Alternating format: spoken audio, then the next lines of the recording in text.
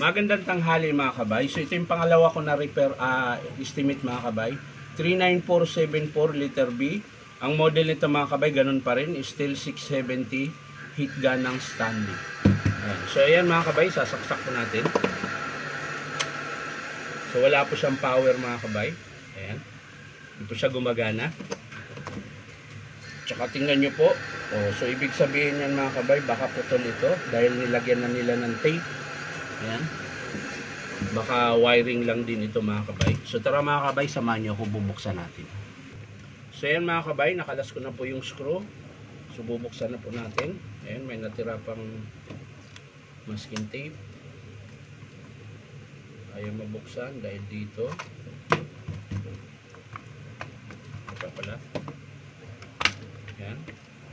So ito mga kabay, kanina ang dumi, ito malinis naman. Hindi nga lang siya gumagana. So hindi na natin iti-tester mga kabay. Susubukan na kaagad natin dito sa pinakapuno niya. Ayun mga kabay, oh. So yung blue po yung may putol. So tingnan natin mga kabay kung yan lang ba talaga ang dahilan.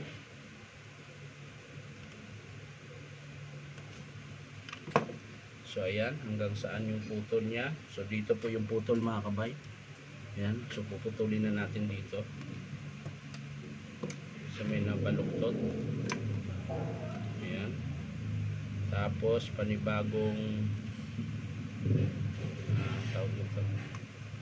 Putulin na lang natin, tapos kapit natin to. So sa mga gusto magpa-repair mga kabay, punta lang po kayo dito sa Powerman Hardware, 530 T. Alonso, Santa Cruz, Manila. Ayan. So ito mga kabay, susubok natin ikabit.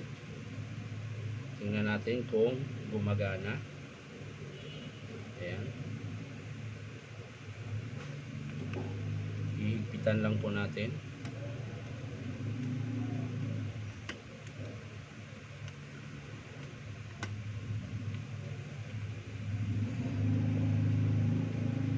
Tingnan natin kung uubra. Kasi po dito sa PVC board niya parang meron siyang kulay puti. Ayan, baka natalsikan lang yan. Pero hindi naman siya nasunog mga kabay. Ito po yun, oh. Para siyang para siyang nagkaroon ng asin. O baka dumi lang. So sana yun lang.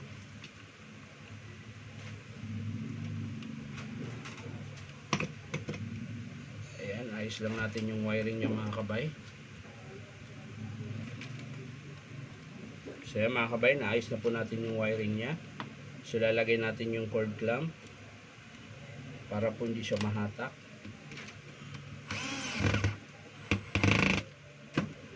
So ayan, bago natin isara mga kabay, titesting muna natin ulit. Ayan. Yun, gumana na siya.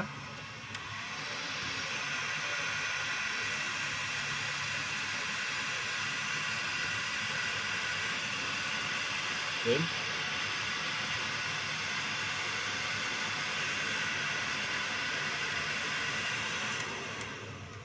So yun lang po yung sira niya mga kabay. Yung wiring po. Ayan.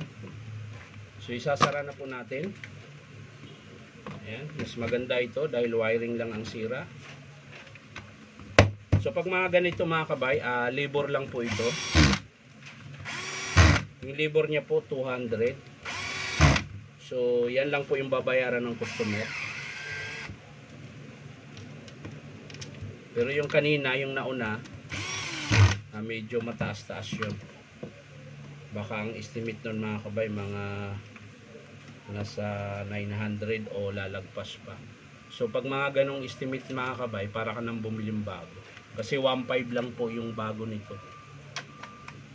So yan mga kabay, natapos na po yung pangalawa nating estimate. So ang sira niya mga kabay ay wiring lang po. So maraming salamat mga kabay sa panonood at pa-like and share na rin po. At sana baka naman po pwedeng makahingi sa inyo ng isang subscribe dito po sa aking YouTube account na Inom Tabay. So maraming salamat mga kabay. Bye-bye.